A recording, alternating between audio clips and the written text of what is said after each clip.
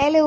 അങ്ങനെ നീണ്ട പ്ലാനിങ്ങുകൾക്കൊടുവിൽ സാറ്റർഡേ എങ്ങോട്ടും പോയില്ല. സൺഡേ ഉച്ചവരെ നമ്മൾ റൂമിലിരുന്നു. വൈകിട്ടായപ്പോഴത്തേക്കും നമ്മൾ മൂന്നാളും കൂടെ പുറത്തേക്ക് ഇറങ്ങി. നമ്മൾ അക്കാരെ ബീച്ചിലാണ് പോയത്. അത് നമ്മുടെ പി ജിയുടെ അവിടെ നിന്ന് ഏകദേശം ഒരു 6 കിലോമീറ്റർ അടുത്തുണ്ട് ദൂരം. അപ്പോൾ നമ്മൾ ഈവനിങ് ആയപ്പോഴത്തേക്കും അവിടെ എത്തി. വീക്കെൻഡ് ആയതുകൊണ്ട് നല്ല തിരക്കായിരുന്നു. എല്ലാവരും മനസ്സ് ശാന്തമാക്കാൻ ബീച്ചിലേക്കാണ് വരുന്നതെന്ന് തോന്നുന്നു. സൺസെറ്റ് ഒന്നുമില്ലെങ്കിലും നല്ല കാറ്റുണ്ടായിരുന്നു. അത് വളരെ നല്ലൊരു കാര്യമാണ്. അത് കഴിഞ്ഞ് നമ്മൾ ഇതിലേയും കുറച്ച് നേരം നടന്നു. അത് കഴിഞ്ഞ് പാനിപ്പൂരിയും പിന്നെ ഈ പൊട്ടറ്റോ വറുത്തതും വാങ്ങി കഴിച്ചു.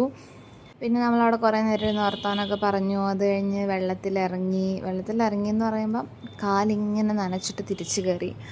അത് കഴിഞ്ഞ് പിന്നെ നമ്മൾ അതിലേയും പിന്നെയും നടന്നു. അല്ലാതെ ബീച്ചിൽ പോയപ്പോൾ എന്താ ചെയ്യുക. അത് കഴിഞ്ഞ് നമ്മൾ തിരിച്ചു പോരുമ്പം ഈ ഗെയിം കളിക്കാം എന്ന് തീരുമാനിച്ചു.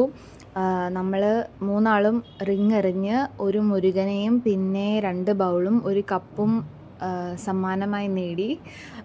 Actually it was fun. അത് കഴിഞ്ഞ് പിന്നെ നമ്മൾ നടന്ന് മെയിൻ റോഡിലേക്ക് എത്തി. നടന്ന് ക്ഷീണിച്ചുകൊണ്ട് നമ്മൾ അവിടെയുള്ള tea butter bun halwa coffee കടയിൽ കയറി.